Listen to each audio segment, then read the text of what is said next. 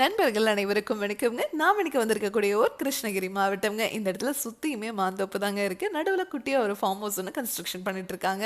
அதுக்கு தான் நம்ம பயனீர் பயோ டேங்க் 1200 லிட்டர் ஃபிக்ஸ் பண்ணி கொடுக்கலான்னு வந்திருக்கோங்க. டெய்லியும் 7 பேர் வரைக்கும் யூஸ் பண்றதுக்கு இந்த டேங்க் சைஸே போதுமானதுங்க. இந்த கஸ்டமர் இயற்கை விவசாயத்துல ரொம்பவே இன்ட்ரெஸ்ட் இருக்கிறவரு. சுற்றுப்புற சூழல் பாதிக்கப்படக்கூடாது அப்படிங்கிறதுல ரொம்பவே கிளியரா இருந்தாருங்க. அதனால பயோ டேங்கை ஃபிக்ஸ் பண்ணிக்கலாம்னு டிசைட் பண்ணிட்டு மார்க்கெட்ல கிடைக்கிற எல்லா பயோ டேங்கோட ஸ்பெசிஃபிகேஷனும் அனலைஸ் பண்ணதுக்கு அப்புறம் ஃபைனலி நம்ம பயனீர் பயோ டேங்க்ல நிறைய அட்வான்ஸ் டெக்னாலஜி யூஸ் பண்ணிருக்கிறதுனால நம்ம பயனீர் பயோ டேங்க் டீமை அவர் காண்டாக்ட் பண்ணியிருந்தாரு. இப்போ இங்கே இன்ஸ்டலேஷன் பண்ணி கொடுக்கறதுக்காக வந்திருக்கோங்க. இந்த டேங்கை நீங்கள் ஃபிக்ஸ் பண்ணிட்டீங்கன்னா செப்டிக் டேங்க் நிறையிற மாதிரி இந்த டேங்க் உங்களுக்கு என்னைக்கும் நிறையாது. இந்த டேங்கை நீங்கள் க்ளீன் பண்ணவே தேவையில்லை. ஏன்னா இந்த டேங்குக்குள்ளே வர மனித கழிவுகள் உள்ளே இருக்கிற பாக்டீரியானால க்ளீன் ஆகிட்டே இருக்குங்க. தண்ணீரையும் சுத்திகரித்து வெளியே அனுப்புறதுனால வெளியே வர்ற தண்ணியில் எந்த ஒரு கழிவுகளும் துர்நாற்றம் இருக்காதுங்க.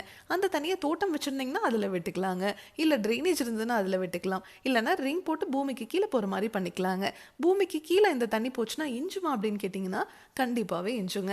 ஏன்னா நார்மல் தண்ணியோட அடர்த்தி விட இந்த மாதிரி சுத்திகரித்து வெளியே வர தண்ணியோட அடர்த்தி குறைவு அப்படிங்கிறதுனால பூமி சீக்கிரமாக அந்த தண்ணீரை உறிஞ்சிக்குங்க.